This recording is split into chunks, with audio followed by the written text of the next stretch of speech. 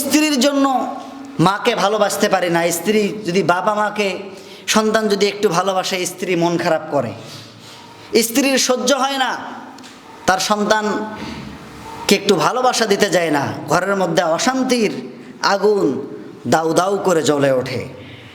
এরকম আজকে সংসারগুলো এরকম হওয়ার কারণে পিতা এবং সন্তানের মধ্যে অনেক তফাৎ তৈরি হয়, মা এবং সন্তানের মধ্যে ভুল বোঝাবুঝি তৈরি হয়। এর মধ্য দিয়ে আমাদের মুসলমানের ঘরগুলো আজকে যেন জাহান্নামের আগুনের মধ্যে জ্বলতেছে। কথা বলেন ঠিক কিনা? সুতরাং আমাদেরকে সিদ্ধান্ত নিতে হবে যে পিতামাতার সঙ্গে যতটুকু আমরা পারি সম্মানসূচক আচরণ আমরা করব। তাদের সঙ্গে খারাপ আচরণ করা যাবে। সব জায়গায় আপনি ভালো আচরণ করলেন, পিতামাতার সঙ্গে খারাপ আচরণ করার জন্য আল্লাহ তাআলা আপনাকে জাহান্নামের মধ্যে নিক্ষেপ করবেন।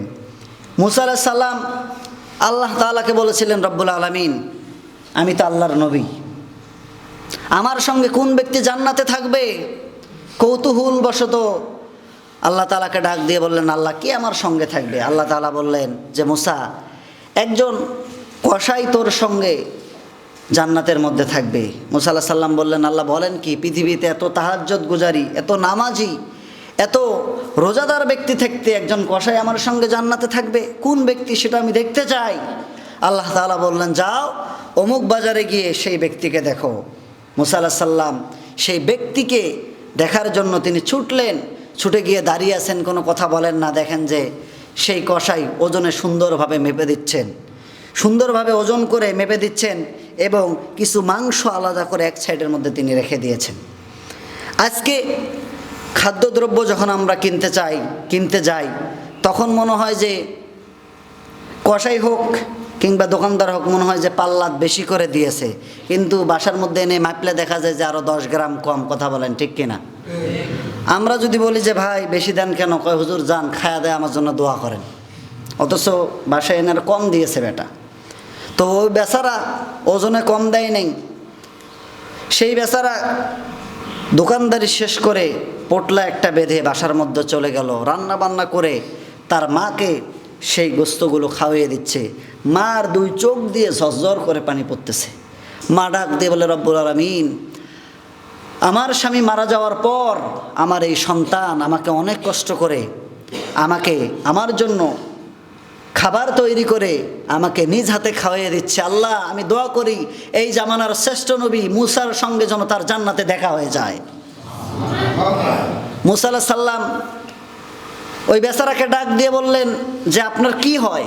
বলে যে আমার মা হয়। কয় মা এরকম তো দোয়া করে, মুসা কত বড় নবী, তার সঙ্গে কি আমার জান্নাত হবে? মুসা আলাইহিস সালাম ডাক দিয়ে বলে, বেটা বেশ হোক, অবশ্যই আমি আল্লাহর নবী মুসা বললাম আমার সঙ্গে তোমার জান্নাতের মধ্যে দেখা হয়ে যাবে। এরকম সুন্দর আচরণ আপনার অল্প আছে, অল্প দিয়ে মায়ের মন সন্তুষ্ট করেন। আপনাকে বড়লোক যে খাবারগুলো খাওয়ায় এগুলো খাওয়ার দরকার নাই। আপনি 500 টাকা কামাই করেন, সেখান থেকে কিছু এক্সট্রা খাবার মায়ের জন্য নিয়ে যান, বাবার জন্য নিয়ে যান। হুজুরকে হাদিয়ে দেওয়া বাদ দিয়ে পিতামাতাকে হাদিয়ে দেন। হুজুরকে দান করার চাইতে অনেক সওয়াব আল্লাহ তাআলা আপনার আমলনামায় লিখে দিবেন।